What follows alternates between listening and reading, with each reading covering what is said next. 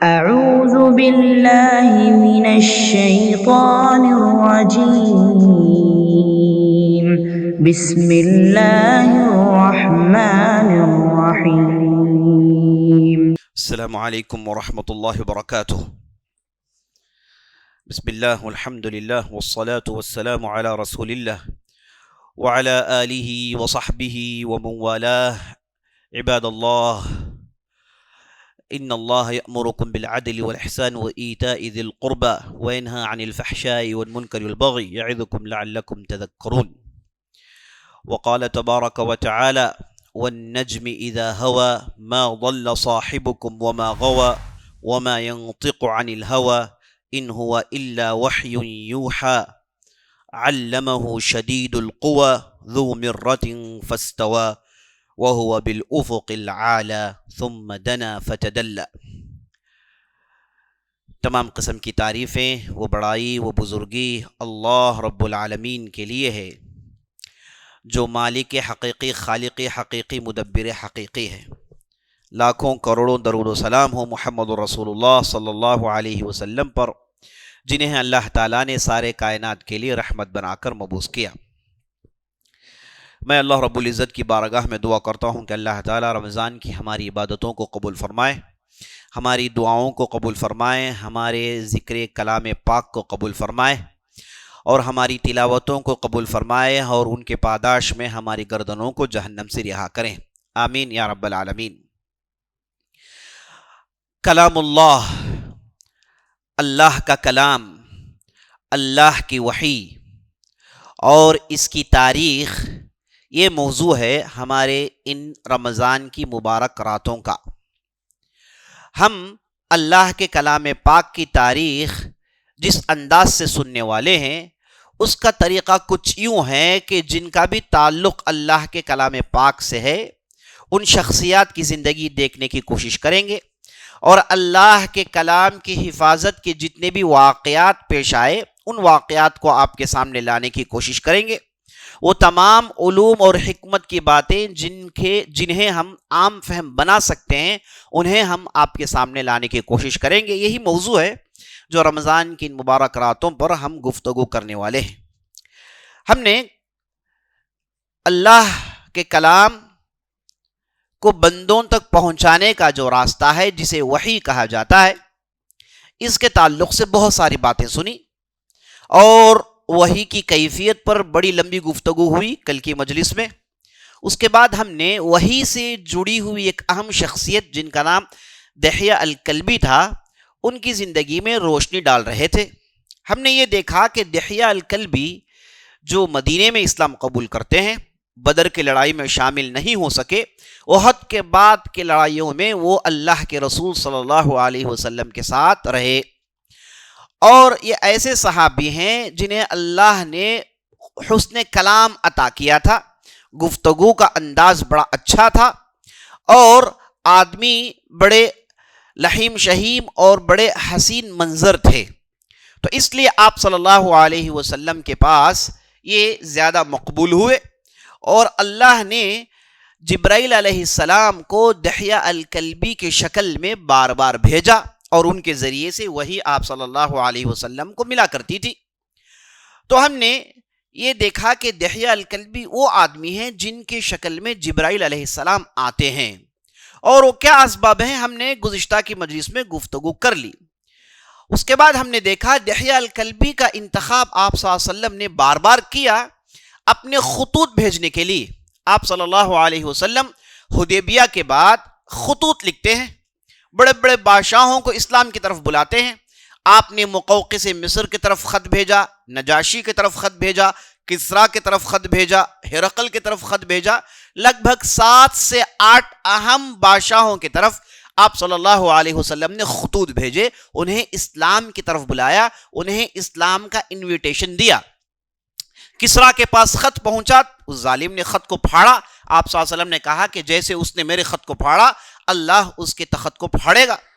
اس کے بعد آپ صلی اللہ علیہ وسلم نے مقوقس مصر کی طرف خط بھیجا، اس نے بھی اعراض کیا، تکبری کی، اور آپ صلی اللہ علیہ وسلم نے دحیہ الکلبی کو بلایا، کہا کہ میں تمہیں ہرقل عظیم روم کی طرف بھیجنے والا ہوں، ان کے پاس یہ خط پہنچا دینا، اس میں اسلام کی دعوت ہے۔ تو ہم نے دیکھا کہ دحیہ الکلبی خط لے کر پہنچتے ہیں، انہیں بہت دور روک لیا جاتا ہے، کیونکہ ہرقل جو بادشاہ تھا اس وقت کا سب سے بڑا بادشاہ تھا، اس وقت کے سب سے بڑی مملکت ہرقل کے ہاتھ میں تھی، تقریباً آدھی دنیا میں اس کی حکومت تھی، سارا یورپ اور یہ جو آپ دیکھتے ہیں ناردرن پارٹ آف ایشیا، اس میں اس کی حکومت تھی۔ تو یہ بہت بڑا بادشاہ تھا۔ تو جب دحیہ الکلبی خط لے کر پہنچے تو بہت دور پہلے انہیں روک دیا جاتا ہے تاکہ انہیں اجازت لے کر بعد بھیجیں، اور اجازت لینے کے لیے انہوں نے ایک عربی کا انتخاب کیا جو وہاں پہنچا۔ تو اس کے پہنچنے سے پہلے ہرقل عظیم روم کی حالت کچھ خراب ہو گئی تھی، کیونکہ اس نے جو علم نجوم کے ذریعے سے اسے جو باتیں سمجھ میں آ رہی تھی وہ یہ تھی کہ کوئی ایک ایسا آدمی نکلنے والا ہے جو مختون ہوگا، جس کا ختنہ ہوا ہوگا، اور اس کے ہاتھوں میری حکومت کا زوال ہونے والا ہے۔ تو یہ چیز کو لے کر بہت ہی پریشان تھا، پورا متوتر وہ ہو گیا تھا۔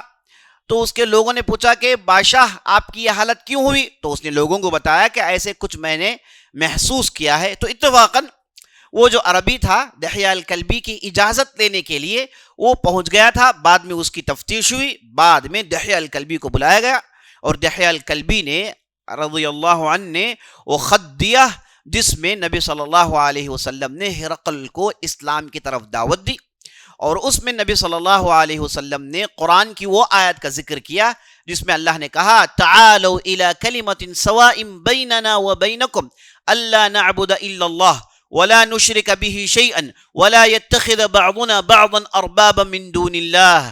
تین باتوں کا ذکر ہے کہ ایک اللہ کی عبادت ہونی ہے، شرک نہیں چلے گی، اور ایک دوسرے کو خدا بنانے کا یہ وتیرہ ختم کرنا چاہیے۔ تو یہ تین وعدوں کی بنیاد پر، یہ تین کامن ٹرمز کی بنیاد پر اللہ نے اہل کتاب کو اسلام کی طرف بلایا۔ آپ صلی اللہ علیہ وسلم نے اس آیت کو اس خط میں ڈالا تھا، اور ہرقل عظیم روم نے اس خط کو دیکھ کر وہ ایک جانب کافی خوش ہوا اور ایک جانب تھرانے لگا۔ اسے محسوس ہو رہا تھا کہ اب اس کا جو سابقہ پڑا ہے وہ کوئی معمولی آدمی نہیں ہے، تو وہ ٹیسٹ کرنا چاہتا تھا۔ تو اس نے ابو سفیان کو مجلس میں بلایا، اور ابو سفیان جب مجلس میں آئے تو ان کے ساتھ جو سوالات ہوئے وہ پوری فہرست ہم نے گزشتہ کی مجلس میں دیکھی، اور وہ لگ بھگ 9 سوالات تھے جسے ہرقل نے پوچھا تھا۔ کل کی مجلس میں ہم نے دیکھا 9 سوالات کے جوابات ابو سفیان نے دیے۔ ابو سفیان کہتے ہیں کہ میں کوشش یہ کر رہا تھا کہ کہیں نہ کہیں ایسی بات ٹھونس دوں جس کے ذریعے سے میں نبی صلی اللہ علیہ وسلم کی ذات پر کیچڑ اچھال سکوں، کچھ نہ کچھ ان کی برائی کر سکوں، لیکن ہرقل نے ایسا سیٹ اپ کیا ہوا تھا کہ میں کہیں پر بھی اپنے جملے ڈال نہیں سک رہا تھا، سوائے ایک جگہ جب ہرقل نے پوچھا کہ کیا وہ غدار ہیں، کیا وہ وعدہ خلافی کرتے ہیں، تو ابو سفیان نے کہا کہ نہیں، صلح حدیبیہ کا پیکٹ ابھی سائن ہوا ہے، دیکھتے ہیں، ہو سکتا ہے کہ وہ وعدہ خلافی کرے۔ اور اس کے بعد ابو سفیان نے بکر اور خزاعہ کے بیچ کی جو لڑائی تھی اس میں قریش کی جو طرفداری تھی اس کا بھی ذکر کیا۔ یہ ساری باتیں ہم نے گزشتہ کی مجلس میں دیکھ لی۔ اب چلیے، یہ 9 سوالات کرنے کے بعد ہرقل نے اپنے سوالات کا ریویو کیا ابو سفیان کے سامنے۔ ابو سفیان سے کہتا ہے کہ دیکھو بھائی، میں نے تم سے سب سے پہلے سوال کیا کہ یہ صاحب کا نسب کیسا ہے، تم نے کہا کہ یہ بڑے نسل سے ہیں، قریش آدمی ہے، اور ان کا شمار سرداروں میں ہوتا ہے۔ تو ہرقل نے جواب میں کہا انبیاء اور رسول اسی طریقے سے بھیجے جاتے ہیں، وہ اونچے خاندانوں میں بھیجے جاتے ہیں تاکہ کوئی آدمی ان کی بات کو ٹال نہ سکے۔ تو اس بابت یعنی اس نقطے میں آپ کے جو صاحب ہیں پورے اتر گئے ہیں۔ اس کے بعد کہتا ہے کہ میں نے تم سے پوچھا تھا کہ کوئی اس کے خاندان کا آدمی اس سے پہلے اس قسم کا دعویٰ کر چکا ہے کہ نہیں کر چکا ہے، تم نے کہا کہ نہیں۔ تم اگر ہاں کہتے تو میرے لیے ایک گراؤنڈ پیدا ہو جاتا، میں کہتا کہ یہ خاندان والے ہمیشہ سے دعویٰ کرتے آ رہے ہیں اور یہ صاحب بھی اسی خاندان کے ہیں، تو انہوں نے بھی دعویٰ کیا ہے، میں یہ کہہ کے بات اپنی پوری کر لیتا، لیکن تم نے کہا کہ نہیں۔ تو اس سے معلوم ہوا کہ یہ آدمی کوئی پرانی چیز کا دعویٰ نہیں کر رہا ہے، یہ آدمی پورے قبائل کی سرداری نہیں مانگ رہا ہے، وہ مکہ کے وادی کا بادشاہ نہیں بننا چاہتا ہے۔ اس سے معلوم ہوتا ہے کہ اس کی نیت میں خالص پن ہے، اس کی نیت پاک ہے۔ اس کے بعد کہتا ہے کہ میں نے تیسرا سوال یہ پوچھا تھا کہ اس کی اتباع کرنے والے مالدار لوگ ہیں کہ غریب لوگ ہیں؟ تم نے کہا کہ غریب لوگ ہیں۔ اس کے بعد اس نے کہا کہ عام طور پر انبیاء علیہ السلام رسولوں کی اتباع غریب لوگ، محتاج لوگ ہی کرتے ہیں شروع میں، بعد میں پیغام دور تک پہنچتا ہے، لیکن شروع میں یہ غریب لوگ ہی ان کی اتباع کرتے ہیں۔ تعجب کی بات ہے کہ یہ کب کی بات ہے؟ صلح حدیبیہ کی بات، لگ بھگ 6 ہجری کی بعد کے واقعات ہیں یہ جو چل رہے ہیں، جبکہ مکہ میں، مدینہ میں اتنی بڑی تعداد بڑے لوگوں کی اسلام قبول کر چکی تھی۔ اس میں ابو بکر ہیں، عبد الرحمن بن عوف ہیں، عثمان بن غنی ہیں، اور اس کے بعد مدینے کے سعد بن معاذ ہیں، سعد بن عبادہ ہیں، تو سردار لوگوں نے اسلام قبول کر لیا تھا۔ لیکن ابو سفیان نے کیوں یہاں یہ کہا کہ ان پر ایمان لانے والے عام لوگ ہیں، معمولی لوگ ہیں، اگرچہ کہ قریش کے سرداروں نے بھی اسلام قبول کیا ہے کہ نہیں، اور مدینہ کے انصار بھی اسلام قبول کر چکے ہیں، اس کے باوجود ابو سفیان نے یہاں پر یہ کیوں کہا؟ اس پر ہم جب غور کرتے ہیں تو 2-3 باتیں سمجھ میں آتی ہیں۔ پہلی بات یہ سمجھ میں آتی ہے ابو سفیان نے اس لیے کہا کیونکہ عام طور پر میکسیمم بڑی تعداد میجورٹی غریب لوگوں کی تھی، میجورٹی ایمان لانے والوں میں غریب لوگوں کی تھی۔ اب جو مالدار ہیں، سردار ٹائپ کے لوگ ہیں، ان کی تعداد کم تھی، یہ ایک معنی نکلتا ہے۔ دوسرا معنی یہ نکلتا ہے ابو سفیان چونکہ قریش کے تھے، اور قریش کو ان کی جو تکبری، ان کا جو غرور اپنے قبیلے کو لے کر معروف ہے، تو وہ کب انصار کے قبائل کو قبول کریں گے؟ ان کے نظر میں اوس کیا چیز ہے، ان کے نظر میں خزرج کیا چیز ہے؟ یہ تو قریش ہے، ان کے ٹکر بنو تمیم سے ہے، ان کا ٹکر بنو اسد سے ہے۔ اوس اور خزرج مدینے کے جو قبائل تھے، یہ عربوں میں کوئی بڑے قبائل نہیں شمار ہوتے تھے، تو اس لیے ابو سفیان نے کیا کہا؟ ان پر ایمان لانے والے بالکل معمولی لوگ ہیں، بڑے لوگ ابھی ان پر ایمان نہیں لائے ہیں، تو یہ وجہ ہے ابو سفیان کی یہ بات کہنے کی۔ لیکن حقیقت یہ ہے اس وقت مکہ کے ڈھیر سارے لوگ اسلام قبول کر چکے تھے، مکہ کے اہم قبائل کے اہم افراد اسلام قبول کر چکے تھے، اور مدینہ کے اکثر بیشتر قبائل اسلام قبول کر چکے تھے۔ اس کے باوجود ابو سفیان کی یہ ریڈنگز تھی جو انہوں نے ہرقل کے سامنے پیش کیا، تو ہرقل نے کہا کہ ہاں ایسے ہی ہوتا ہے، انبیاء علیہ السلام پر غریب لوگ، محتاج لوگ یہی سب سے پہلے ایمان لاتے ہیں، بعد میں ایمان کی چنگاریاں پھیلتی ہیں۔ پھر پوچھتا ہے کہ میں نے تم سے پوچھا تھا کہ ان میں سے کوئی آدمی مرتد ہوا کہ نہیں ہوا، اور تم نے کہا کہ کوئی نہیں ہوا، تو ہرقل نے کہا کہ ایسے ہی ہوتا ہے جب دل میں ایمان داخل ہو جاتا ہے۔ جب دل میں ایمان داخل ہو جاتا ہے، آدمی ساری دنیا کو بیچنے کے لیے تیار ہو جاتا ہے، اپنی عزت و آبرو بیچنے کے لیے تیار ہو جاتا ہے، اپنے اہل و عیال، دولت، مال، منال سب بیچنے کے لیے تیار ہو جاتا ہے، لیکن ایمان پر آنچ آنے نہیں دیتا۔ اللہ اکبر! ایسی کتنی مثالیں ہیں صحابہ کی زندگی میں جنہوں نے جانیں دے دی لیکن اسلام پر آنچ آنے نہیں دیا۔ کتنے ایسی مثالیں ہیں، بدر کے میدان میں، احد کے میدان میں، اس سے پہلے مکے کے وادی میں جتنے صحابہ نے اسلام کے نام پر قربانیاں دی، اللہ اکبر، 1-2 نہیں، کئی ایک واقعات ہیں جن سے معلوم ہوتا ہے کہ ان کے دل میں جب ایمان داخل ہو گیا، کوئی بھی دنیا کی طاقت انہیں روک نہیں سکی۔ ایک بلال کی مثال ہے آپ کے سامنے، وہ غریب تھے، محتاج تھے اور غلام تھے، تو ان کا آقا جو تھا اس نے انہیں اتنا مارا کہ وہ موت کے قریب چلے گئے تھے، لیکن اس کے باوجود وہ اسلام نہیں چھوڑتے۔ 1 مرتبہ 2 مرتبہ نہیں، کئی مرتبہ یہ واقعات پیش آتے ہیں۔ خباب بن ارت کے واقعات، عمار بن یاسر، سمیہ پہلی شہیدہ جنہوں نے اسلام کے لیے اپنے آپ کو خود پیش کر دیا۔ ابو جہل نے اتنا مارا، کہا کہ تم کفر کرو، کہو کہ محمد کی دین کو میں چھوڑ رہی ہوں، کہو کہ میں اسلام سے دور ہو رہی ہوں، تم کم از کم نبی صلی اللہ علیہ وسلم پر گالیاں تو دے دو۔ لیکن یہ اللہ کی بندی، قربان جائیں اس عورت کی ایمان پر، یہ سب کچھ جھیلتی رہی، لیکن زبان سے ایک ایسا لفظ نہیں نکالا جس سے کفر معلوم ہوتا ہو، جھیلتی رہی، یہاں تک کہ ابو جہل نے قتل ہی کر ڈالا، مرنے کے لیے تیار ہو گئی، لیکن وہ عورت اسلام چھوڑنے کے لیے تیار نہیں ہوئی۔ یہ عورتوں کے لیے بڑی فخر کی بات ہے، اسلام کے نام پر سب سے پہلے اپنے آپ کو پیش کرنے والے، اپنے جان کو دینے والے اگر کوئی تھے تو وہ پہلی عورت تھی، پہلی عورت تھی، بعد مردوں کا نام آتا ہے۔ اللہ اکبر، یہ ان کے لیے شرف کی بات ہے۔ تو میں بتا رہا تھا عزیز ساتھیوں، تو ہرقل نے پوچھا کہ تم نے کہا کہ کوئی مرتد نہیں ہوتا، تو مجھے یقین ہو رہا ہے کہ یہ صاحب جو بول رہے ہیں وہ سچ ہے، کیونکہ انبیاء علیہ السلام پر جو لوگ ایمان لاتے ہیں کبھی مکھرتے نہیں، کبھی منہ پھیرتے نہیں، ہر دشواری جھیلتے ہیں لیکن ایمان پر آنچ آنے نہیں دیتے۔ پھر کہتا ہے کہ میں نے تم سے پوچھا تھا کہ کیا اس نے کبھی جھوٹ کہا ہے؟ کیا تمہارے درمیان جھوٹ کے وجہ سے وہ مشہور ہے؟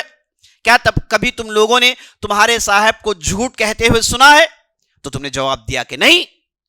تو ابو ہرقل کہتا ہے کہ انبیاء علیہ السلام کے اندر یہ بچپن سے خوبی ہوتی ہے کہ جھوٹ، مکر، فریب جیسی چیزوں سے بہت دور ہوتے ہیں۔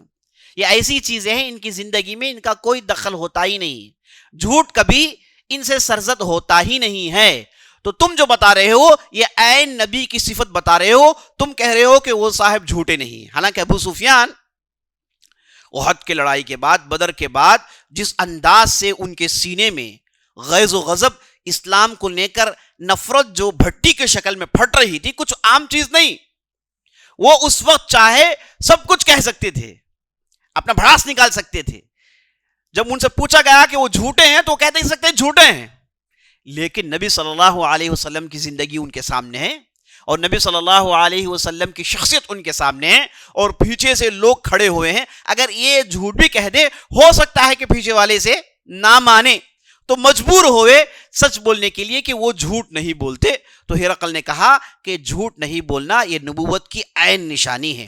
اس کے بعد کہتا ہے کہ میں نے تم سے پوچھا کہ کیا وہ آدمی غدار ہیں، کیا وہ وعدہ خلافی کرتے ہیں، اور تم نے کہا کہ نہیں معلوم، اس بار ہم نے ایک پیکٹ سائن کیا ہے، نہیں معلوم کہ وہ کیا کرنے والے ہیں۔ ہرقل کہتا ہے کہ مجھے آپ کی ان باتوں سے بات معلوم ہو گئی کہ وہ صاحب اب خلاف ورزی کرنے والے نہیں ہیں، وہ اپنی بات پر اڑے رہیں گے۔ ہرقل کو یقین ہو گیا تھا۔ اس کے بعد ہرقل نے کہا کہ میں نے تم سے پوچھا کہ تمہارے درمیان لڑائیاں کیسی ہیں، تم نے کہا کہ لڑائیاں برابر ہیں، مجھے نہیں معلوم کہ کوئی بھی آدمی نبی پر جیت سکتا ہے، ہو سکتا ہے کہ فی الحال لڑائیاں برابر ہو لیکن مستقبل تم ہارنے والے ہو، اگر وہ سچے نبی ہو تو ان سے تم مقابلہ نہیں کر سکتے۔ اور میں نے تم سے پوچھا کہ وہ کن چیزوں کا حکم دیتے ہیں، تم نے کہا کہ وہ صاحب ایک اللہ کی عبادت کی طرف بلاتے ہیں، شرک کو اٹھا کر پھینکنے کی بات کرتے ہیں، سچائی کی دعوت دیتے ہیں، پاک دامنی کی دعوت دیتے ہیں، رشتے کو باقی رکھنے کی دعوت دیتے ہیں۔ تو ہرقل کہتا ہے کہ یہ پوری صفات، یہ پوری باتیں انبیاء علیہ السلام ہی کر سکتے ہیں، اس کے علاوہ، ان کے علاوہ کوئی دوسرا یہ نہیں کہہ سکتا۔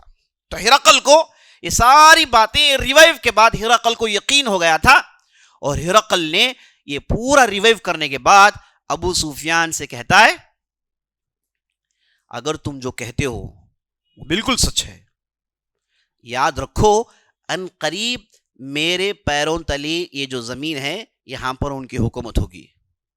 ہرقل کہتا ہے میں جہاں بیٹھا ہوں یہاں پر ان کی حکومت ہوگی۔ اور کتنی سچی بات بتائی اس نے، کتنی سچی بات بتائی۔ صرف 4 سال میں معرکۃ الیرموک نامی ایک فیصلہ کن معرکہ ہوتا ہے عمر بن خطاب کے زمانے میں، خالد بن ولید کی قیادت میں، یہ وہ معرکہ ہے۔ اس کے بعد رومیوں کی طاقت ہمیشہ کے لیے ختم ہو گئی۔ 15 ہجری کے اندر عمر بن خطاب کے زمانے میں جو لڑائی ہوئی معرکۃ یرموک کے نام سے، وہ بہت ہی بڑا معرکہ تھا، اس میں رومیوں کی طاقت کو مسلمانوں نے ختم ہی کر دیا۔ اس کے بعد ہرقل پتہ نہیں کہاں بھاگ گیا، اس کی تاریخ اس کے بعد ختم ہو گئی۔ بہرحال ہرقل نے یہاں یہ کہا اگر جو تم کہتے ہو سچ ہے تو میرے پیروں تلے جو زمین ہے اس پر اس کی حکومت ہوگی، اگر جو تم کہتے ہو وہ سچ ہے تو میں پوری کوشش کروں گا وہ صاحب سے ملنے کے لیے، اگر جو تم کہتے ہو وہ سچ ہے تو میں اگر ان کے پاس پہنچوں تو ان کے پیروں کو دھو کر وہ پانی سے میں چہرے کو مل لوں گا، ان کے پیروں کو دھو کر وہ پانی میرے چہرے میں، وہ پانی میں پی لوں گا۔ یعنی مطلب یہ کیا ہے، انتہائی عزت کے الفاظ نبی صلی اللہ علیہ وسلم حق میں استعمال کر رہا ہے ہرقل۔ اللہ اکبر۔ اور جیسے ہی ہرقل یہ کہتا ہے، اس کے جو منسٹرز تھے، ظاہر سی بات ہے یہ پوری بات دربار میں ہو رہی ہے، اس کے خاص لوگ بیٹھے ہوئے ہیں، پورا دربار سجا ہوا ہے، اور یہ سامنے عرب آئے ہوئے ہیں, لوگ جو دیکھنے کے لیے آئے ہوئے ہیں, تو پورا مجمع ہوا ہے. تو پورے مجمع کے سامنے ہرقل ایسی باتیں کرتا ہے, اور ہرقل جب یہ کہتا ہے کہ میں ان کے پیر دھو کر پیوں گا تو پبلک کیسے خاموش رہے گی, تو بہت بڑا ہنگامہ شور شرابہ ہوتا ہے. اور جب لوگ اٹھتے ہیں, چیزوں کو توڑتے ہیں, تو فوراً ہرقل کہتا ہے کہ ان لوگوں کو لے جاؤ, مجلس برخاست. مجلس ختم کر کے ہرقل واپس چلے جاتا ہے. پھر 2-3 دن کے بعد پھر مجلس جمع ہوتی ہے. پھر دحیہ الکلبی کو بلاتا ہے, بلا کر کہتا ہے کہ دیکھو تم جو خط لے کر آئے ہو, اس خط کو لے کر ہمارے ایک بہت بڑے پادری ہیں, پوری ہماری مملکت میں سب سے ٹاپ موسٹ ایک پادری ہیں, بشپ ہیں, ان کے پاس جائیں, ان کے پاس یہ خط دکھائیں.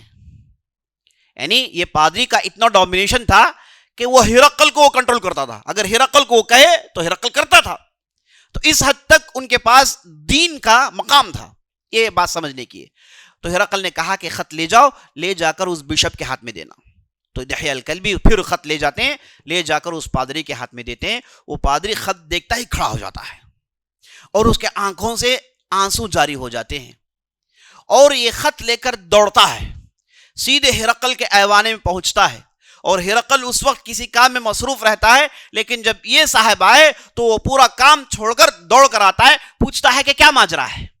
تو وہ پادری صاحب کہتے ہیں کہ یہ جو بات لکھی گئی ہے یہ بات بالکل سچی بات ہے, ان باتوں کو ہم اپنی کتابوں میں پڑھتے ہیں, ان باتوں کو ہم اپنی کتابوں میں پڑھتے ہیں, یہ بالکل وہی رسول ہیں جن کا ذکر ہمارے کتابوں میں ہے. ہرقل کہتا ہے کہ مجھے معلوم ہے کہ یہ وہ زمانہ ہے جب نبی آخر الزمان کا ظہور ہونے والا ہے, یہ وہ زمانہ ہے آخری نبی آنے والے ہیں, لیکن مجھے یہ نہیں معلوم تھا کہ یہ نبی عربوں میں آئے گا. میں تو یہ امید کر رہا تھا کہ یہ ہمارے درمیان آئے گا, بڑے بڑے شہروں میں آئے گا. یہ اللہ کا کرنا دیکھیے, اللہ نے عرب میں اس نبی کو بھیج دیا ہے. تو ہرقل بڑا تعجب کرتا ہے, اور وہ جو پادری تھا وہ رو کر کہتا ہے کہ میں اسلام قبول کرتا ہوں, میں ان کی اتباع کرتا ہوں. جیسے ہی ان کا اسلام قبول کرنا مشہور ہوا تو لوگ دفعتاً ایک ساتھ یہ بشپ پر حملہ کرتے ہیں اور اس بشپ کو قتل کر دیتے ہیں, اسے قتل کر دیتے ہیں. بہت بڑا ہنگامہ مچ جاتا ہے. تو فوراً ہرقل حکم دیتا ہے پولیس کو کہ فوراً اس بھیڑ کو ہٹائیں, فوراً ادھر جو ہے معاملہ تھمائیں. تو آتے ہیں, پھر لوگوں کو ادھر ادھر کرتے ہیں, پھر ہرقل کو لے کے اندر چلے جاتے ہیں. تو یہ دوسری مرتبہ سے ہوتا ہے. اس کے بعد ہرقل دحیہ الکلبی کو بلا کر کہتا ہے کہ دیکھو تمہارا ادھر رہنا سیف نہیں ہے, تم نے دیکھ لیا ماحول ادھر کیسے بن گیا ہے, لہٰذا تم یہاں سے نکل جاؤ, جو بھی باتیں ہوں گی ہم بعد میں تمہاری طرف پیغام بھیجیں گے. تو وہاں سے دحیہ الکلبی نکل کر واپس آ جاتے ہیں. اس کے بعد چند دنوں کے بعد ہرقل نے اعلان کیا بستی میں, اپنے شہر میں, چونکہ ہرقل جہاں ہے اسے جیسے میں نے آپ کو بتایا یہ بیت المقدس یہ اس کا ہیڈ کوارٹرز تھا, یہاں پر وہ ہیڈ کوارٹرز بنایا ہوا تھا, یہ اس کی کیپٹل سٹی تھی, وہاں وہ رہتا تھا. تو اس نے اعلان کروایا کہ میرے مملکت میں جتنے بھی عقل مند, ہوشیار, سمجھدار علماء ہیں انہیں ایک مجلس میں جمع کیا جائے, جتنے بھی میرے منسٹرز ہیں انہیں ایک مجلس میں جمع کیا جائے, اور یہ بالکل خاص مجلس ہونے والی ہے. تو جیسے حکم ہوا تو انتظامات ہوئے, خاص لوگوں کو لایا گیا, اور ہرقل نے حکم دیا کہ ان کے پاس کسی کے پاس ہتھیار نہیں ہونے چاہیے, سب نہتے ہوں گے, اور مجلس کے دروازے بند کر دیے جائیں گے. تو مجلس کے دروازے بند کر دیے گئے, اور ہرقل اپنے خاص لوگوں کو لے کر بیٹھتا ہے اور ان سے گفتگو کرتا ہے, اور ان کے سامنے نبی صلی اللہ علیہ وسلم کی نبوت کی حقانیت بیان کرتا ہے. کہتا ہے کہ دیکھو یہ حق ہے, اور آپ کے سامنے ہمارے پادری نے جو اقرار کیا وہ معمولی آدمی نہیں ہے, وہ ہمارے پوری مملکت کے سب سے بڑے پادری ہیں, ان سے بڑا عالم ہمارے درمیان کوئی نہیں. انہوں نے اقرار کیا ہے کہ یہ نبی آخر الزمان ہے.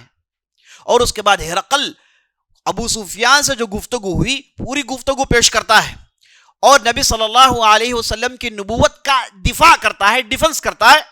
اور اس کے بعد آخر میں کہتا ہے کہ کیوں نہ ہم سب مل کے ان کی اتباع کریں, انہیں ہم رسول مان لیں, ہم انہیں رسول مان لیں گے, ہماری مملکت بھی محفوظ رہے گی, اور اس کے بعد ہمارے درمیان جب رسول آئیں گے تو بات اور آگے بڑھے گی. تو جیسے ہی ہرقل نے اتباع کرنے کی, قبول کرنے کی بات کی, تو یہ جتنے بھی لوگ تھے یہ بھڑکنے لگے, اور یہ اٹھ کے دوڑنے لگے دروازوں کے پاس. کیوں دروازے کے پاس دوڑ رہے ہیں؟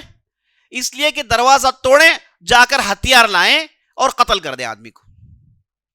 ہرقل نے دیکھا کہ اب یہاں پر معاملہ بہت ہی خراب ہو گیا ہے، تو لوگ قتل کرنے کے لیے آگے آ رہے ہیں، تو ہرقل نے اپنا سٹیٹمنٹ چینج کر دیا۔ ہرقل نے کہا کہ رک جاؤ، آرام سے رہو، آرام سے بیٹھ جاؤ، میں تمہیں بتاتا ہوں حقیقت کیا ہے۔ میں اصل میں تم لوگوں کو ٹیسٹ کر رہا تھا، میں یہ چیک کر رہا تھا کہ تم لوگ کتنے تمہارے ایمان میں، تمہارے دین میں پختے ہو۔ اب مجھے معلوم ہو گیا کہ تم تمہارے دین میں بہت زیادہ پختے ہو، بلکہ پختہ ترین لوگ ہو، تم تمہارے دین سے کبھی ہٹنے والے نہیں ہو۔ میں تو صرف یہ جاننا چاہتا تھا، یہ کہنا تھا۔ سب مل کے ہرقل کے سامنے سجدہ کرتے ہیں، اور ہرقل اس دن کے بعد سے وہ ایسی پریشانی میں رہا اور اسی حالت میں وہ ختم ہو گیا۔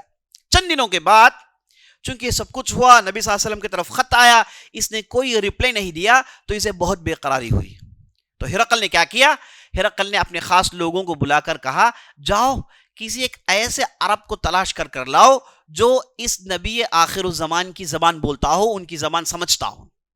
تو لوگ گئے، بڑی دیر کے بعد ایک صاحب کو لائے جن کا قبیلے تنوخ سے تعلق تھا، قبیلے تنوخ سے تعلق تھا۔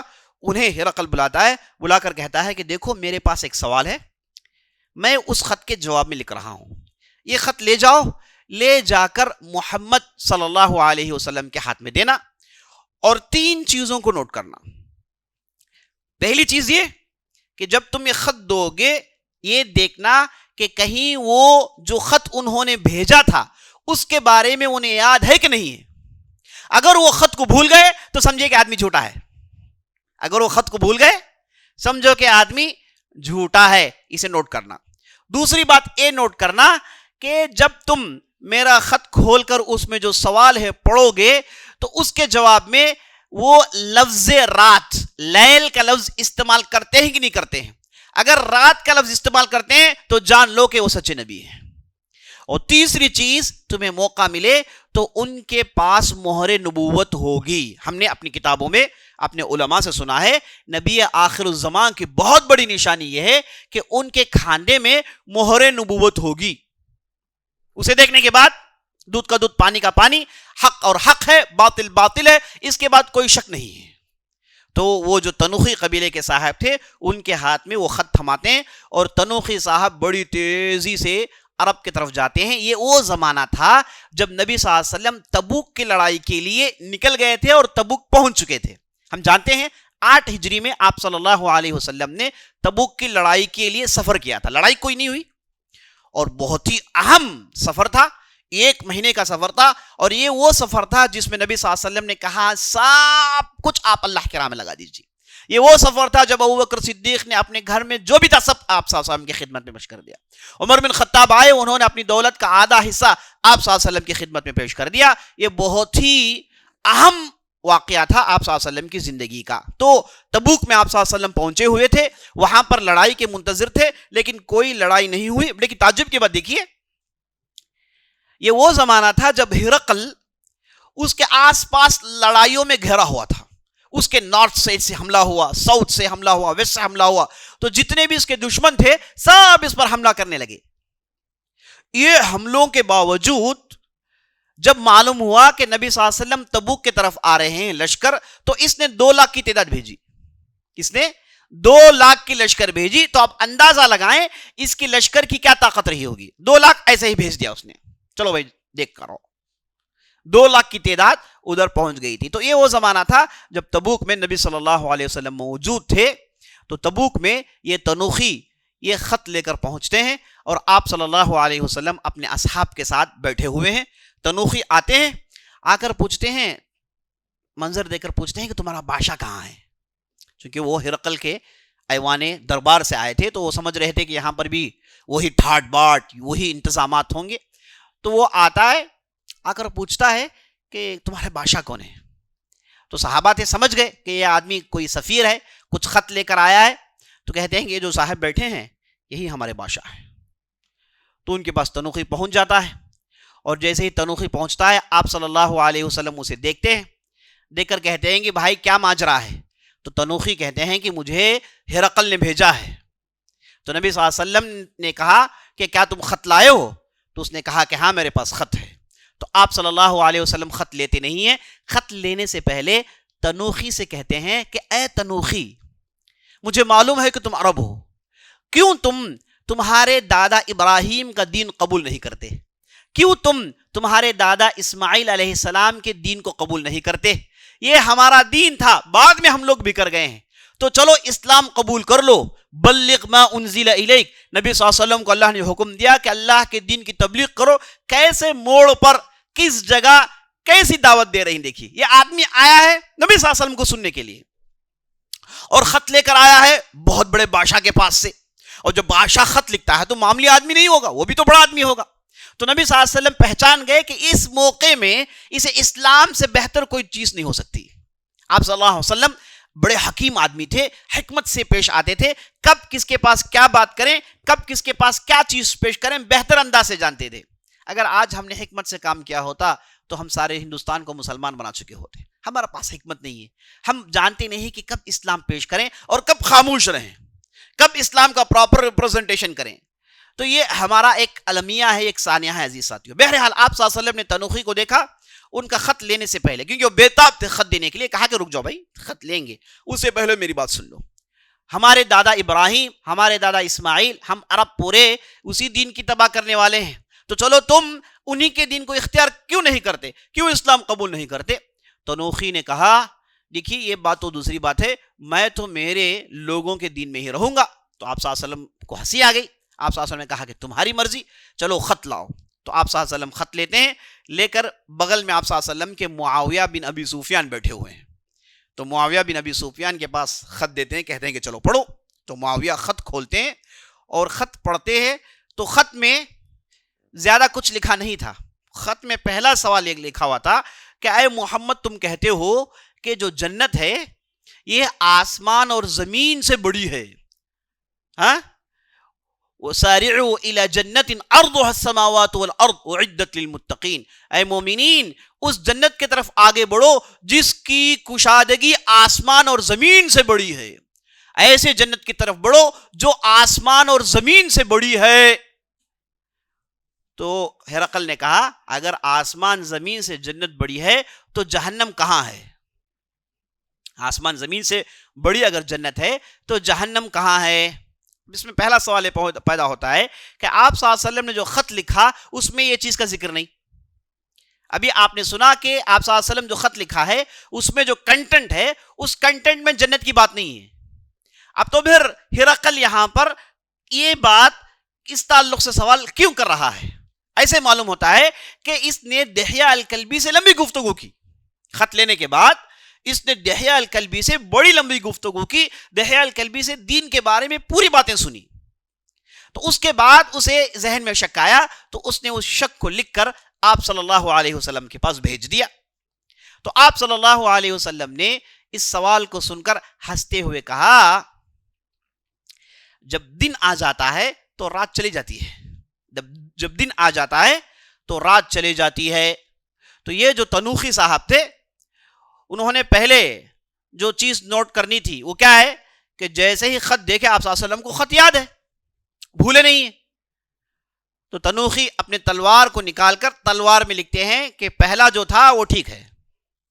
اس کے بعد دوسرے میں لکھتے ہیں کہ دوسرے میں رات کا ذکر آ گیا ہے.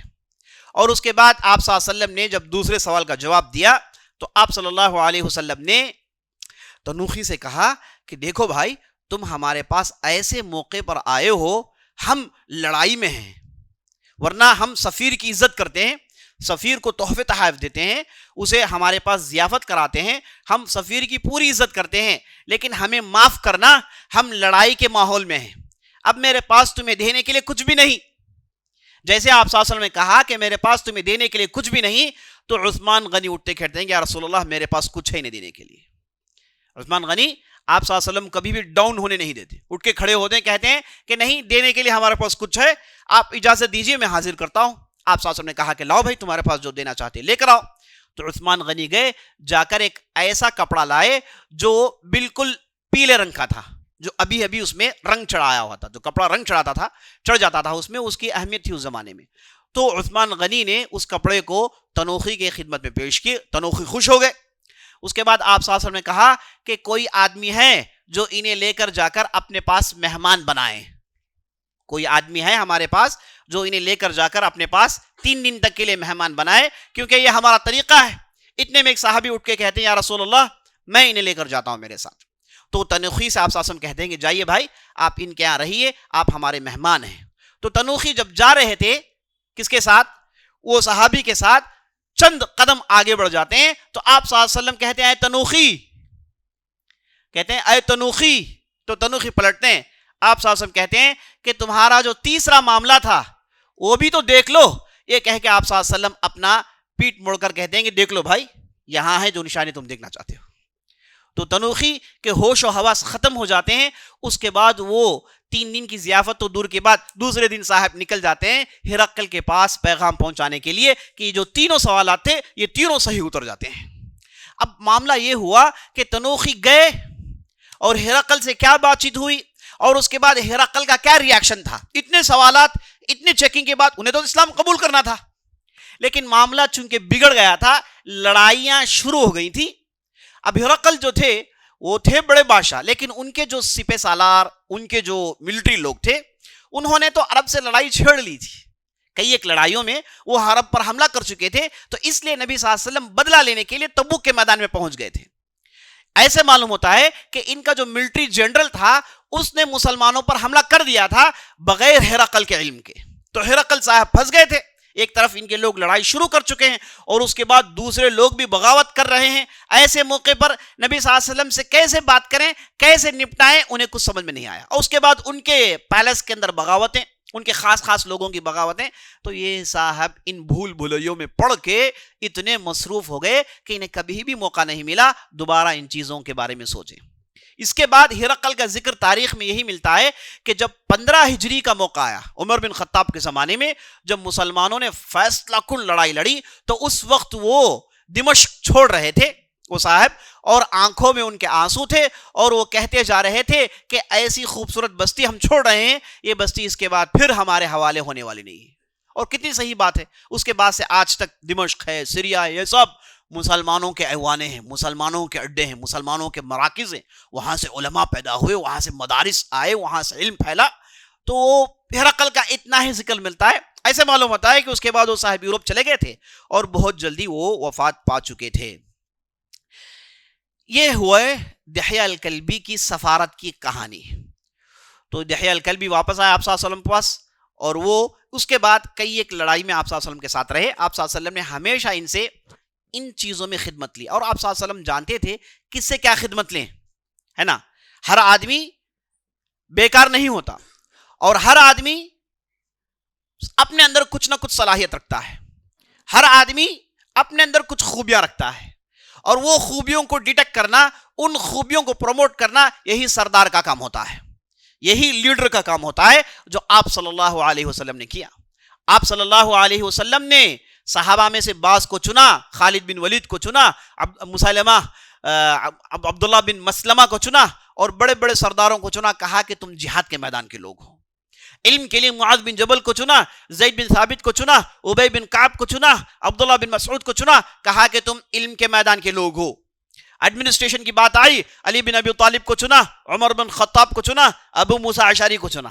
تو آپ صلی اللہ علیہ وسلم کے ہاں ون مین شو نہیں تھا. آپ صلی اللہ علیہ وسلم نے اپنے لوگوں کو چنا, اور ہر آدمی کو اس کی صلاحیت کے مطابق اس سے آپ صلی اللہ علیہ وسلم نے خدمت لی.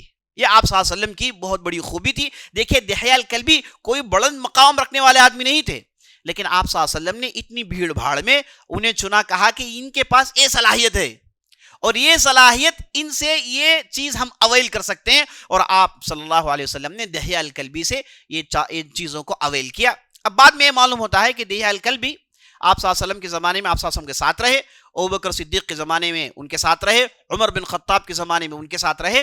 اس کے بعد جب فتنوں کا دور آیا تو دور جا کے کنارہ کش ہو گئے. معاویہ رضی اللہ عنہ کی زمانے تک زندہ رہے, اور دمشق میں مزہ نامی ایک علاقے میں وفات پا جاتے ہیں. ان کی قبر آج تک موجود ہے, ان کی قبر آج تک اس علاقے میں موجود ہے. لوگ جاتے ہیں دیکھتے ہیں. اور وہ علاقہ جہاں دفن ہوئے وہاں سے بڑے بڑے علماء نکلے. ان میں سے ایک بہت مشہور عالم ہے جن کا نام ابو الحجاج المزی, جو حدیث کے بہت بڑے عالم گزرے ہیں. تو یہ ہے دحیہ الکلبی کی مختصر سی باتیں جو میں نے آپ کے سامنے رکھی. ہم نے دحیہ الکلبی کی باتیں اتنی ساری کیوں سنی؟ کیونکہ ان کا تعلق وحی سے تھا اور دحیہ الکلبی کا تعلق جبرائیل سے تھا. تو جب ہم نے دحیہ کے بارے میں سن لیا تو جبرائیل کے بارے میں سننا تو لازم بنتا ہے. تو چلیے چند باتیں جبرائیل علیہ السلام کے تعلق سے سن لیتے ہیں, کیونکہ ان کا تعلق بھی وحی سے ہے. تو دحیہ الکلبی, جبرائیل علیہ السلام دونوں آپ صلی اللہ علیہ وسلم کی وحی سے گہرا تعلق رکھتے ہیں. تو اس لیے ان کی زندگیاں آپ کے سامنے لانا ضروری ہے. جبرائیل علیہ السلام فرشتے ہیں, اللہ اکبر, اور آپ صلی اللہ علیہ وسلم کے استاد ہیں. بلکہ آپ صلی اللہ علیہ وسلم کے استاد نہیں, بلکہ ان سے پہلے جتنے بھی انبیاء گزرے ہیں سب ان انبیاء کے ماسٹر کون ہیں؟ جبرائیل علیہ السلام. وہی ابراہیم کو سکھاتے ہیں, وہی نوح کو سکھاتے ہیں, وہی موسیٰ کو سکھاتے ہیں, وہی عیسیٰ کو سکھاتے ہیں, اور وہ نبی صلی اللہ علیہ وسلم کے استاد تھے. اور پہلی ملاقات ہوئی تو بڑی ہنگامی ملاقات ہوئی, دبوچ کے چھوڑا. اس کے بعد پڑھنے لکھا, جو استاد کا جو کردار ہوتا ہے بالکل ادا کیا. اور اس کے بعد آپ صلی اللہ علیہ وسلم جبرائیل کو اتنے چاہنے لگے, انتظار میں رہتے کہ جبرائیل کب آئیں گے, اور جب جبرائیل آتے تو بڑے خوش ہو جاتے, ان کی باتیں سنتے رہتے. تو اس کے بعد 23 سال تک جبرائیل علیہ السلام سے مستقل ملاقاتیں ہوتی رہی. تو جبرائیل علیہ السلام کی خوبیوں میں سب سے پہلی خوبی کیا ہے؟ یہ نبی صلی اللہ علیہ وسلم کے استاد تھے. آپ صلی اللہ علیہ وسلم کو جو بھی سکھائے وہ جبرائیل علیہ السلام سکھاتے ہیں. اور آپ نے کل کی مجلس میں سنا کہ جبرائیل علیہ السلام کیسے اسلام کیا ہے, ایمان کیا ہے, احسان کیا ہے, قیامت کب آئے گی, ان بیسک سوالات کو پبلک کے سامنے کرتے ہیں تاکہ لوگوں کو معلوم ہو جائے کہ اسلام کے ارکان کیا ہے, ایمان کے ارکان کیا ہے. تو یہ بہترین استاد تھے. اور آپ صلی اللہ علیہ وسلم سے کوئی غلطی ہوتی تو فوراً آتے اور روکتے, اور آپ صلی اللہ علیہ وسلم کو ضرورت پڑتی مدد کی تو فوراً حاضر ہو جاتے. اور یہ طائف کا واقعہ تو ہم جانتے ہیں. آپ صلی اللہ علیہ وسلم طائف میں جاتے ہیں, وہاں کے لوگوں کو اسلام کی طرف بلاتے ہیں. وہاں کے لوگوں نے تو انکار کیا, نہ کہ صرف انکار کیا, آپ صلی اللہ علیہ وسلم پھتراؤ کرتے ہیں. آپ صلی اللہ علیہ وسلم کے پیچھے گنڈے اور باشوں کو چھوڑ دیتے ہیں جو آپ صلی اللہ علیہ وسلم کو گالیاں دے رہے تھے. تو آپ صلی اللہ علیہ وسلم اس سفر سے واپس آئے تو کافی دکھی تھے, دل میں غم کے پہاڑ نکل آئے تھے. اتنے میں جبرائیل علیہ السلام وہاں پر پہنچ جاتے ہیں اور آ کر کہتے ہیں, اے محمد تمہارے پر سلام ہو, یہ دیکھو میرے ساتھ میں کسے لایا ہوں. میرے ساتھ پہاڑوں کے فرشتے ہیں. اگر تم حکم دو تو یہ طائف والوں کو 2 پہاڑوں کے درمیان کوٹ دیں گے, کوئی بچے گا نہیں. یہ جبرائیل علیہ السلام کی طرف سے آپ صلی اللہ علیہ وسلم کے لیے کیا ہے؟ دلاسا تھا. وہ جانتے ہیں کہ نبی صلی اللہ علیہ وسلم یہ نہیں کہیں گے اور نہ اس مانگ کو مانگیں گے, بلکہ نبی صلی اللہ علیہ وسلم کو پریشانی کے عالم میں نبی صلی اللہ علیہ وسلم کی طرفداری کے لیے جبرائیل علیہ السلام ایسی باتیں کرتے ہیں. تو اس طریقے سے اور اسی طریقے سے جبرائیل علیہ السلام جہاں انہیں اللہ نے علم دے رکھا تھا اور بہت ہی زبردست طاقتور تھے, نبی صلی اللہ علیہ وسلم نے انہیں 2 مرتبہ دیکھا تھا. آپ صلی اللہ علیہ وسلم خود کہتے ہیں 2 مرتبہ دیکھا ہے, باقی سب انسان کے شکل میں, دحیہ الکلبی کی شکل میں, آواز, وحی, اسی سے باتیں ہوئی. 2 مرتبہ جبرائیل کو نبی صلی اللہ علیہ وسلم نے اپنی حقیقی صورت میں دیکھا. ایک مرتبہ جب آپ صلی اللہ علیہ وسلم ایک وادی میں پہنچ گئے تھے, بعض تاریخی روایتوں کے مطابق وہ پہاڑ میں سے چھلانگ لگانا چاہتے تھے, اپنے آپ کو ختم کرنا چاہتے تھے. تو اتنے میں پیچھے سے انہوں نے یا محمد کی آواز سنی تو پلٹ کر دیکھا, آسمان اور زمین کے درمیان ایک بہت بڑی مخلوق ہے.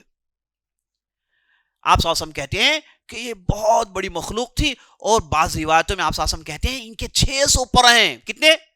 600 پر ہیں, اور ہر پر سے موتی جھڑتے ہیں, اور ان کا منظر بڑا ہی حسین ہوتا ہے. شیطان کا منظر آپ دیکھتے ہیں تو ہول دڑکا ہو جاتا ہے, ملائکہ کا منظر دیکھتے ہیں تو آپ دیکھتے رہ جاتے ہیں, آپ کو دیکھنے میں مزہ ملتا ہے, دیکھنے میں آپ کو سعادت محسوس ہوتی ہے. تو آپ صلی اللہ علیہ وسلم کہتے ہیں کہ ان کے 600 پر تھے اور ہر پر سے موتیاں جھڑتی تھی. تو ایک مرتبہ آپ نے زمین میں دیکھا, اور اس کے بعد آپ صلی اللہ علیہ وسلم نے ان کی حقیقی صورت کو کہاں دیکھا؟ سدرۃ المنتہا. جب جبرائیل آئے زمین میں, آپ صلی اللہ علیہ وسلم کو تیار کرتے ہیں معراج کے سفر کے لیے. کیسے تیار کرتے ہیں؟ آپ صلی اللہ علیہ وسلم سو رہے تھے تو آپ صلی اللہ علیہ وسلم کے سینے کو چاک کرتے ہیں، اندر سے آپ صلی اللہ علیہ وسلم کے دل کو نکالتے ہیں، اس میں کالا نقطہ جو شیطان کا تھا اسے نکال کر پھینکتے ہیں، زمزم کے پانی سے آپ صلی اللہ علیہ وسلم کے دل کو دھوتے ہیں اور پھر اس جگہ لگا دیتے ہیں، اور پھر کہتے ہیں کہ محمد اٹھو، ہم کو بڑے سفر میں چلنا ہے۔ تو آپ صلی اللہ علیہ وسلم اٹھتے ہیں اور جبرائیل علیہ السلام آپ صلی اللہ علیہ وسلم کا ہاتھ پکڑ کے آسمانوں کا سیر کرواتے ہیں۔ اللہ اکبر، آسمانوں کا، یعنی بہت ہی اہم سفر میں بہت ہی زبردست ساتھی کا ساتھ، استاد کا ساتھ ہے نا۔ آپ صلی اللہ علیہ وسلم کو نہ آسمان معلوم تھا، نہ آپ صلی اللہ علیہ وسلم نے کبھی جنت دیکھا تھا، نہ آپ صلی اللہ علیہ وسلم نے کبھی جہنم دیکھا تھا، تو جبرائیل ساتھ لے جاتے ہیں، بتاتے ہیں کہ دیکھو بھائی یہ ہیں آپ کے دادا آدم، ان کے پاس بھی ہم ہی وہی لے کر گئے تھے، ہے نا۔ یہ جو ہے آپ کے دادا ابراہیم، یہ دیکھیے یہ ہے موسیٰ، یہ دیکھیے یہ ہے عیسیٰ، یہ دیکھیے یہ ہے زکریا، اور یہ دیکھیے یہ جہنم ہے، یہ دیکھیے یہ جنت ہے۔ تو آپ صلی اللہ علیہ وسلم نے معراج کے سفر میں جن جن چیزوں کو دیکھا زندگی بھر بیان کرتے رہے، ایک ہی سٹنگ میں پورا نہیں بیان کیا آپ صلی اللہ علیہ وسلم، زندگی بھر بیان کرتے رہے، موت تک بیان کرتے رہے کہ میں نے یہ دیکھا، میں نے یہ دیکھا، میں نے یہ دیکھا، جہنم میں میں نے عورتوں کی تعداد کو زیادہ دیکھا، ہے نا، جہنم میں نے خون کے ندی میں ایک آدمی کو تیرتا ہوا دیکھا، یہ جو سود خور تھا۔ تو آپ صلی اللہ علیہ وسلم نے جتنے بھی جہنم میں دیکھا، جنت میں دیکھا، جو بھی ذکر کرتے رہے وہ آپ صلی اللہ علیہ وسلم نے اس سفر میں دیکھا تھا۔ تو جبرائیل علیہ السلام آپ صلی اللہ علیہ وسلم کے ساتھ اس سفر میں رہے، اور اس کے بعد جیسے میں آپ کو بتایا بڑے ہی مضبوط تھے۔ اگر کسی بھی قبیلے کو، کسی بھی قوم کو ختم کرنا ہے، زیادہ ٹینشن کی ضرورت نہیں، ایک چیخ کافی ہے۔ لوط کی قوم کے پاس آئے، کچھ بھی نہیں کیا، ان کانت الا صیحۃ واحدہ، اللہ کہتا ہے کچھ بھی نہیں، زیادہ نہیں تھا، صرف ایک چیخ تھی، پوری کی پوری قوم ڈھیر ہو گئی۔ اس کے بعد اپنے پر سے آسمان میں اٹھایا اور زمین میں اوندا مارا، کوئی بچا نہیں، سب کے سب ختم۔ تو یہ ان کی طاقت تھی، اسی لیے اللہ نے کیا کہا، ذو مرۃ فاستوى، بہت ہی طاقتور آدمی ہے، بہت ہی طاقتور آدمی ہے، یہ اللہ کہتا ہے نا۔ اور اس کے بعد اللہ کہتا ہے عند ذی العرش المکین، اور اللہ کے پاس ان کا بڑا مقام ہے، اللہ کے پاس ان کا بڑا مقام ہے، مطاع ثم امین، یہ وہ ہیں جو تمام فرشتوں کے سردار ہے، یہ وہ ہیں جو انتہائی امانت دار ہیں، انتہائی امانت دار۔ ان کی چار خوبیاں ہیں، ایک اللہ نے علم دے رکھا تھا، دوسرے بڑے ہی مضبوط تھے، تیسرے لیڈر تھے، چوتھے امانت دار تھے۔ امانت دار تھے اس لیے وہی لے کر آتے تھے، اور یہ اوصاف ہونے کی وجہ سے وہی لے کر انبیاء علیہ السلام کے پاس جاتے۔ ایک مرتبہ یہودی آئے، آپ صلی اللہ علیہ وسلم سے طرح طرح کے سوالات پوچھا کہ جنت میں جب جنتی جائیں گے تو سب سے پہلے انہیں کھانے کے لیے کیا ملے گا؟ یہ ہمارے لیے بہت سوٹ کرتا ہے جواب، ہے نا۔ ہم لوگ ہے نا کھانے کے جو ہے بڑے جو ہے کیا کہیں خواہش مند رہتے ہیں۔ تو یہودی آئے، انہوں نے کہا کہ جنت میں سب سے پہلے کھانے کے لیے کیا ملے گا؟ جنت میں جا کے کھانا چاہتے ہیں تو جنت کے لیے تیاری کیجیے۔ تو نبی صلی اللہ علیہ وسلم نے کہا مچھلی کی تلی نہیں ملتی، ہاں وہاں ملے گی مچھلی کی تلی، اور اس کے بعد ایسے گائے کا گوشت جو جنت میں چرتی تھی، یہ جنتیوں کو دیا جائے گا۔ تو طرح طرح کے سوالات کرتے ہیں۔ اس کے بعد آخر میں کہتے ہیں یہودی، اچھا اے محمد اے بتاؤ فرشتوں میں تمہارا دوست کون ہے؟ فرشتوں میں تمہارا دوست کون ہے؟ تو نبی صلی اللہ علیہ وسلم کہتے ہیں جبریل، ولی من الملائکہ، ولی من الملائکہ، جبریل میرے فرشتوں میں بڑے دوست ہیں۔ تو یہودیوں کہا کہ جبریل، یہ جو عذاب لے کر آتے ہیں ہم پر، یہ جو اچانک آ کر کہتے ہیں کہ لڑائی تم پر فرض ہے، یہ جو اچانک آ کے جو پریشانیاں لاتے ہیں، یہ نہیں، اگر تمہارا دوست فرشتوں میں میکائیل ہوتے جو آسمان سے بارش لاتے، جو آسمان سے بارش برستی تو کھانے کے لیے چیزیں ملتی، ہے نا، یہ اگر تمہارے دوست ہوتے تو ہم تمہیں مان لیتے، لیکن جبرائیل کو ہم نہیں مانیں گے کیونکہ وہ ہمیشہ ہمارے لیے کیا لاتے ہیں؟ دقتیں لاتے ہیں، تو اس لیے ہم جو ہے تمہیں قبول کرنے کے لیے تیار نہیں، علی الاعلان۔ تو اللہ نے قرآن میں کیا کہا؟ من كان عدوا لجبريل فإنه نزله على قلبك بإذن الله مصدقا لما بين يديه وهدى ورحمة لقوم مؤمنين۔ اللہ نے کہا کہ جو کوئی بھی جبرائیل کا دشمن ہو، جبکہ جبرائیل کو اللہ نے اپنے حکم سے تمہارے سینے میں اتارا ہے. وہ ایسی کتاب لاتے ہیں جو اس سے پہلے والی کتابوں سے ملی ہوئی ہے. وہ ایسی باتیں لاتے ہیں جن سے مومنین خوش ہوتے ہیں. اس کے بعد اللہ نے کہا قل من كان عدوا لله وملائكته ورسله وجبريل وميكال فإن الله عدو للكافرين. اللہ نے کہا اچھا ایسی بات ہے تو سن لو, اگر کوئی آدمی اللہ کا دشمن ہو, اللہ کے ملائکہ کا دشمن ہو, اللہ کے رسولوں کا دشمن ہو, جبرائیل کا دشمن ہو, میکائیل کا دشمن ہو, جان لو کہ یہ لوگ کافر ہیں. تو اللہ نے یہودیوں کو سیدھے سیدھے کہا کہ جبرائیل سے دشمنی تو چلو تم لوگ کافر ہو, تم لوگ کیا ہو, کافر ہو. تمہارا میکائیل سے محبت کام نہیں آنے والا ہے, تمہارا میکائیل سے محبت کام نہیں آنے والا ہے, تمہیں باقاعدہ جبرائیل کو ماننا پڑے گا. تو یہودیوں نے کہا کہ اگر جبرائیل کی بات ہے تو ہم آپ سے دوری رہتے ہیں, کیونکہ اب یہ دقت میں ڈالیں گے, آزمائش میں ڈالیں گے. چونکہ ان کے پاور کو دیکھا تھا. سامری نے کیا کیا تھا, یہ جو سامری صاحب تھے, جب جبرائیل علیہ السلام آئے اور انہوں نے اللہ کے حکم سے وہ سمندر کو 2 حصوں میں بانٹا, پانی کے پہاڑ کھڑا کر دیے, اور بیچ میں سے موسیٰ علیہ السلام اپنے لوگوں کو لے کر نکلے تو وہاں جبرائیل کھڑے ہوئے تھے. یہ جو سامری تھا ایک صاحب, جو گروپ میں جو صاحب تھے, انہوں نے دیکھا کہ وہاں پر جبرائیل گھوڑے میں کھڑے ہوئے ہیں, اور جب فرعون ڈوب رہا تھا فرعون نے کہا کہ آمنت برب موسیٰ و ہارون, میں موسیٰ کے رب اور ہارون کے رب پر ایمان لاتا ہوں. تو جبرائیل نے مٹی ڈالا اس کے منہ میں, کہا کہ دبا دو اسے. اور اس کے بعد جبرائیل نے کہا کہ مجھے ڈر اس بات کا ہے کہ کہیں اللہ کی رحمت اسے معاف نہ کر دے. اللہ اکبر. اللہ کی رحمت کی وسعت دیکھیے, اللہ کی رحمت کی جو ہے پہچان دوری دیکھیے کہ اللہ اس ظالم کو بھی کہیں معاف نہ کر دے. جبرائیل نے کہا کہ نہیں, بہت پریشان کیا ہے نا, اسے معافی نہیں ہونی چاہیے. تو جبرائیل نے منہ میں مٹی ڈالا اور دبوچ دیا. تو یہ جو سامری صاحب جو تھے, انہوں نے جبرائیل کے گھوڑے کو دیکھا تو گھوڑا جہاں کھڑا ہوا تھا اس کے نیچے سے مٹی اٹھا لیا, اپنے پاس رکھ لیا. جب قوم والے صحرا میں بھٹک گئے, موسیٰ علیہ السلام چلے کے لیے چلے گئے, تو یہ صاحب نے مٹی اٹھایا اور مٹی کو ایک بچڑا بنایا سونے کا, اس میں ڈالا تو اس میں سے آوازیں نکل آئیں. صرف جبرائیل کے گھوڑے کے پیروں تلے کی مٹی کا یہ اثر کہ یہ آوازیں نکالتی ہیں, تو اندازہ لگائی کہ جبرائیل کیسے آدمی تھے. اللہ اکبر. تو اس کے بعد موسیٰ آئے, انہوں نے اس بچڑے کو توڑا, اسے جو ہے بددعا بھیجی. تو یہ اس سے معلوم ہوا جبرائیل علیہ السلام کا اثر کتنا زیادہ تھا, اور جبرائیل علیہ السلام کو آپ صلی اللہ علیہ وسلم اتنا پسند کرتے تھے, اور اللہ کے پاس ان کا بڑا مقام تھا. تو اس لیے ہم دیکھتے ہیں آپ صلی اللہ علیہ وسلم عام طور پر دعا میں کیا کہتے, اللہم رب جبرائیل ومیکائیل واسرافیل فاطر السماوات والارض عالم الغیب والشہادہ انت تحکم بین عبادک فیما كانوا فیہ یختلفون واہدنی لما اختلف فیہ من الحق انک تہدی من تشاء الى صراط مستقیم. یہ عام دعا تھی آپ صلی اللہ علیہ وسلم. اللہم رب جبرائیل ومیکائیل واسرافیل اعوذ بک من حر النار ومن عذاب القبر. اے اللہ, اے جبرائیل کے رب, اے اللہ, اے میکائیل کے رب, اے اسرافیل کے رب, میں پناہ مانگتا ہوں جہنم کی گرمی سے, میں تجھ سے پناہ مانگتا ہوں قبر کے عذاب سے.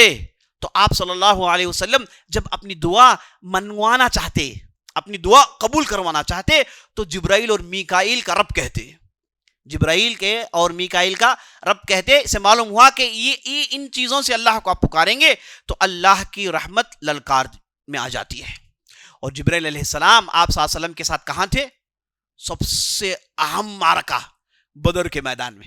آپ صلی اللہ علیہ وسلم نے لمبی دعا کی اور اس کے بعد کہا کہ اے ابو بکر, اب چلو رزمگاٹ شروع ہونے والی ہے, اب چلو لڑائی شروع ہونے والی ہے. یہ دیکھو جبرائیل اپنے ساتھ 5000 فرشتے لائے ہیں. تو جبرائیل علیہ السلام خود میدان میں پہنچ گئے. جب وہ میدان میں, وہ کیوں میدان کو آئے تھے, ابو جہل, ابو لہب, ان لوگوں کو مارنے کے لیے تو کافی ہے یہ عمار بن یاسر, بلال, یہ کافی ہے, مار دیں گے. لیکن یہاں پر کون آیا تھا, ابلیس تھا موجود, ہے کہ نہیں. تمام مکر و فریب کا امام وہ میدان میں موجود ہے, وہ کچھ نہ کچھ کرے گا, تو اسے مار بھگانا ہے. تو جبرائیل لشکر لے کر آتے, جیسے ہی جبرائیل کو دیکھتا ہے تو کیا کرتا ہے, دوڑنا شروع کرتا ہے. ابو جہل کہتا ہے کہ اے سراقہ کہاں بھاگ رہے ہو, رک جاؤ. تو ابلیس نے کہا کہ اے ابو جہل, تمہیں نہیں معلوم جو میں دیکھ رہا ہوں. مجھے یہاں پر کچھ اور ہی میدان نظر آ رہا, میں تو کچھ اور ہی سمجھ رہا تھا, لیکن یہاں پر ماحول کچھ اور ہے. یہ کہہ کے اس نے ابو جہل کو گھونسا مارا, وہ اڑ کے اس طرف گرا اور یہ سمندر کی طرف دوڑ کے بھاگ گیا. تو نبی صلی اللہ علیہ وسلم کی مدد کے لیے جبرائیل علیہ السلام نے اپنے ساتھ لشکر اتارا اور اس کے بعد نبی صلی اللہ علیہ وسلم کو جیت دلائی. اور جبرائیل علیہ السلام آپ صلی اللہ علیہ وسلم کو بہت چاہتے, جب بھی بیمار ہوتے سب سے پہلے زیارت جبرائیل کی ہوتی, اور آتے رقیہ پڑھتے, بسم اللہ ارقیک من کل شیء یؤذیک ومن شر کل نفس وعین حاسد اللہ یشفیک. بسم اللہ ارقیک, میں تم پر رقیہ پڑھتا ہوں ہر حسد کرنے والے سے, ہر برے نفس سے, ہر چیز سے میں تمہارے لیے اللہ کی حفاظت مانگتا ہوں. تو آپ صلی اللہ علیہ وسلم کے ساتھ ہمیشہ رہے. اور آخر میں جب رمضان کا مہینہ آتا, ہوتا کیا تھا؟ صحابہ ارشاد فرماتے ہیں کان رسول اللہ صلی اللہ علیہ وسلم اجود الناس وكان اجود ما يكون في رمضان حين يلقاه جبريل. كان يلقاه جبريل في كل ليلة من رمضان فيدارسه القرآن. فلرسول الله صلى الله عليه وسلم اجود بالخير من الريح المرسلة. متفق علیہ. حدیث میں آتا ہے کہ آپ صلی اللہ علیہ وسلم عام طور پر بڑے سخی داتا تھے, اٹھا کر دیتے رہتے, ہاتھ ان کے رکتے نہیں تھے. اور جب رمضان کا مہینہ آ جائے, جبرائیل سے ملاقاتیں شروع ہو جائیں, ہر رات جب ملاقاتیں شروع ہو جاتی ہیں تو جبرائیل علیہ السلام سے قرآن کا درس لیتے. قرآن کا رمضان کے مہینے میں آپ صلی اللہ علیہ وسلم پورا قرآن جبرائیل کو سناتے اور جبرائیل آپ صلی اللہ علیہ وسلم کے قرآن کو سنتے. اور ملائکہ پڑھنے سے زیادہ انہیں سننے میں مزہ ملتا ہے, اسی لیے قرآن کی تلاوت ہو تو ملائکہ حاضر ہو جاتے ہیں. انہیں ایسے لگتا ہے کہ یہ جو انسان اللہ کا جو کلام پڑھتا ہے وہ ہم سے زیادہ مؤثر ہے, تو اللہ کے کلام کو سننا وہ بہت زیادہ پسند کرتے تھے. تو آپ صلی اللہ علیہ وسلم سے باقاعدہ پورا قرآن ریوائز کرتے تھے. اور جیسے ہی یہ قرآن کا ریویژن شروع ہو جاتا تو صحابی کہتے ہیں فَلَا رسول اللہ صلی اللہ علیہ وسلم اجود بالخیر من الريح المرسلہ. آپ صلی اللہ علیہ وسلم کی سخاوت کا سٹائل بدل جاتا. اب جیسے ہی ملاقاتیں شروع ہوئی آپ صلی اللہ علیہ وسلم کی سخاوت گویا کہ تیز ہوائیں چل رہی ہیں. تیز ہوائیں چلتی ہیں تو کوئی چیز نہیں دیکھتی, سب پر تیزی دکھاتی ہے. تو آپ صلی اللہ علیہ وسلم بھی ایسے ہو جاتے, آپ کے ہاتھ اتنے تیزی سے چلتے کہ آپ اٹھا کر اللہ کے راہ میں خرچ کرتے تھے. تو جبرائیل اور آپ صلی اللہ علیہ وسلم کا تعلق آخری زمانے تک رہا, آخری وحی تک رہا. اس کے بعد جبرائیل علیہ السلام آپ صلی اللہ علیہ وسلم کی وفات کے بعد کوئی نبی نہیں, کوئی رسول نہیں, تو جبرائیل علیہ السلام اب اللہ کے پاس ہیں اور اپنے کام کر رہے ہیں اور تمام فرشتوں کے سردار ہیں. اور ان تمام فرشتوں کو بھی موت آئے گی, تمام فرشتوں کو بھی موت آئے گی. جب اسرافیل تیسری مرتبہ سور پھونکیں گے تو اللہ کہتا ہے وَصَعِقَ مَنْ فِي السَّمَاوَاتِ وَالْأَرْضِ, آسمان زمین میں جو کچھ بھی ہیں سب مر جائیں گے, سب مر جائیں گے. اس کے بعد دوبارہ سور پھونکا جائے گا تیسری مرتبہ تو سب اٹھیں گے. تو جب یہ کہا گیا کہ سب مر جائیں گے, اس میں اہل علم نے کہا کہ ملائکہ بھی شامل ہیں. اس میں کون شامل ہے؟ ملائکہ بھی شامل ہے. سب کو موت آنے والی ہے, کوئی بچنے والا نہیں ہے. تو ممکن ہے کہ اس وقت جبرائیل علیہ السلام کی روح اللہ قبض کرے گا, پھر دوبارہ انہیں زندہ دے گا. اور یہ بلند پائے فرشتہ جبرائیل علیہ السلام جن کا ذکر میں نے آپ کے سامنے کیا, چونکہ ان کا تعلق بھی وحی سے تھا, تو انشاءاللہ کل کی مجلس میں ہم یہ دیکھیں گے کہ جب آپ صلی اللہ علیہ وسلم کے پاس وحی آنا شروع ہو گئی تو آپ صلی اللہ علیہ وسلم نے اس اللہ کے کلام کو کیسے پڑھا, کیسے پڑھایا, اور کیسے اس اللہ کے کلام کو استعمال کیا. اور جب تک یہ قرآن نازل ہوتا رہا آپ صلی اللہ علیہ وسلم زندہ رہے, قرآن ختم ہوا آپ صلی اللہ علیہ وسلم کو اللہ نے اپنے پاس بلا لیا. تو یہ جو 23 سال تھے اصل میں آپ صلی اللہ علیہ وسلم قرآن کو عمل کر کر دکھا رہے تھے. تو قرآن کو آپ صلی اللہ علیہ وسلم کیسے پڑھتے تھے, کیسے پڑھاتے تھے, وہ کون صحابہ تھے جو آپ صلی اللہ علیہ وسلم کے ساتھ قرآن حفظ کرتے تھے. اور اللہ نے جو قرآن میں کہا اِنَّا نَحْنُ نَزَّلْنَا ذِكْرَ وَإِنَّا لَهُ لَحَافِظُونَ, بلا شبہ ہم نے اس قرآن کو نازل کیا ہے اور ہم ہی اس کی حفاظت کی ذمہ داری لیتے ہیں. تو قرآن کی حفاظت کیسے ہوئی, یہ کلام کو کیسے لکھا گیا, وہ کون لکھنے والے تھے, کیسے لکھا جاتا تھا, یہ پوری تفصیل جاننا ضروری ہے. یہ انشاءاللہ کل آپ کے سامنے ہم لائیں گے. ہم جانتے ہیں قرآن ہے, تاج کمپنی کا گئے نظیر بک ڈسپو سے لے لیا, 150 روپے میں کاپی قرآن ہے. بھائی اس کے پیچھے کیا ہوا جانتے ہیں آپ؟ اس کے پیچھے کتنے سال، ہزاروں سال کی محنت ہے، جانتے ہی نہیں جانتے ہیں. یہ جاننا بہت ضروری ہے. تو اس لیے آپ ضرور آئیے، ان چیزوں کو اپنے پاس لکھیے اور اپنے ساتھیوں کو بھی لائیے. یہ بہت ہی اہم باتیں ہیں جو آپ کے سامنے آنے والی ہیں. ان باتوں سے میں اپنی بات ختم کرتا ہوں. اللہ سے دعا کرتا ہوں ہم نے جو بھی کہا، جو بھی سنا ہے، اس کے مطابق عمل کرنے کی توفیق بخشے. ایک اعلان ضرور سماعت فرما لیجیے. اعلان یہ ہے، ہم اللہ کے فضل و کرم سے مرکز کے جانب سے ایک ایپ لانچ کیے ہیں. اس ایپ کا نام ہے موہی ایپ. آپ تمام سے گزارش ہے، جو بھی ادھر بیٹھے ہیں، آپ جائیے پلے سٹور میں، فوراً آپ اپنے موبائلز اٹھائیے، پلے سٹور میں جائیے، موہی ایپ ٹائپ کیجئے، اس ایپ کو اپنے موبائل میں ڈاؤن لوڈ کیجئے. ٹھیک ہے، میں بول رہا ہوں کرنے کے لیے، میں جو بول رہا ہوں نا، میں چاہتا ہوں کہ آپ کریں. ٹھیک ہے، تو آپ سے گزارش ہے کہ آپ فوراً اسے کریے. اور یہ ایپ میں ہم نے ایک کمپٹیشن لانچ کیا ہے. کمپٹیشن کیا ہے؟ اس کا پہلا پرائز ہے 3,000 روپے، دوسرا پرائز ہے 2,000 روپے، تیسرا پرائز ہے 1,000 روپے. اس کے علاوہ 10 کانسولیشن پرائزز دیے جائیں گے. یہ جو کمپٹیشن ہے یہ رمضان کے مہینے کے لیے ہے.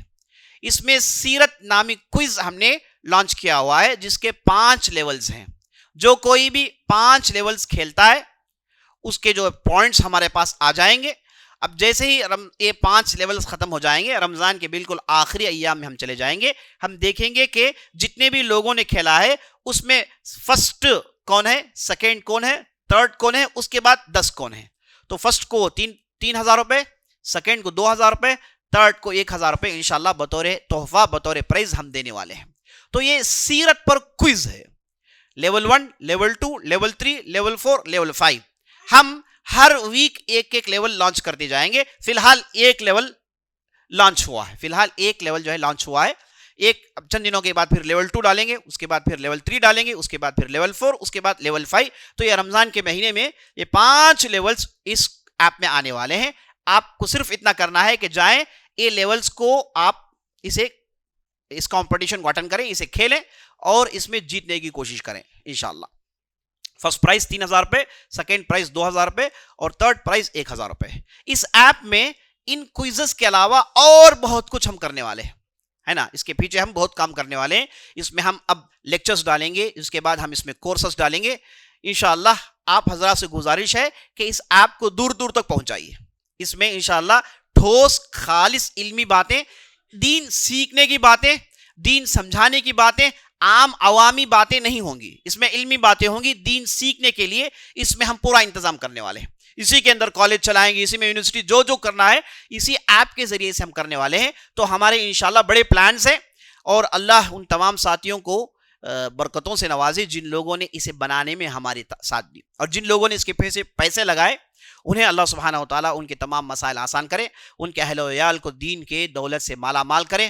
ان کے اولاد کو دین کا ائمہ بنائے اور ان کے ذریعے سے دین کی خدمت لے لیں.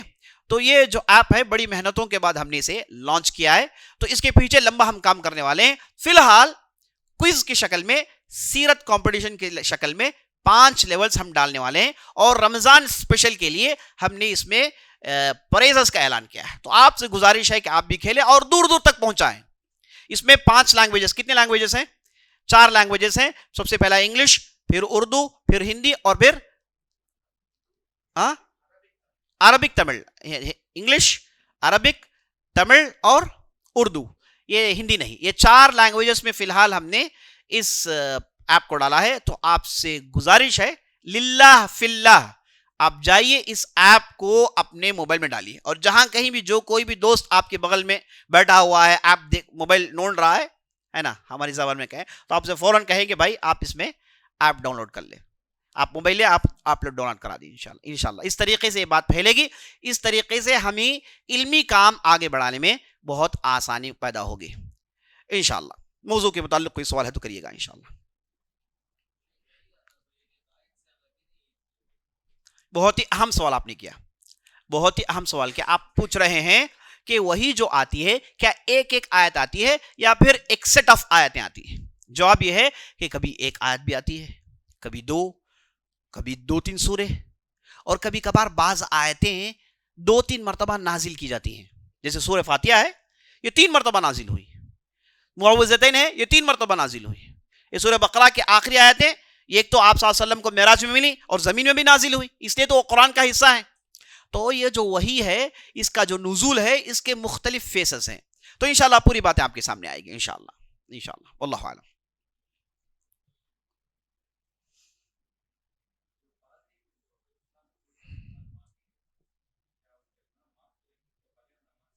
ہاں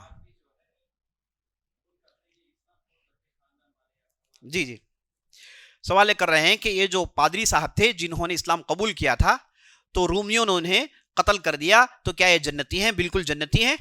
دیکھیے اگر کوئی آدمی اسلام قبول کرتا ہے اسے عمل کرنے کا موقع نہیں ملتا. ابھی اسلام قبول کیا ہے، آدھے گھنٹے کے بعد لوگوں نے قتل کر دیا، 1 گھنٹے کے بعد لوگوں نے مار دیا، اب اسے عمل کرنے کا کوئی موقع نہیں ملا. تو ایسے صورت میں اللہ سبحانہ و تعالیٰ وہ صاحب کے پورے گناہ معاف کرتا ہے.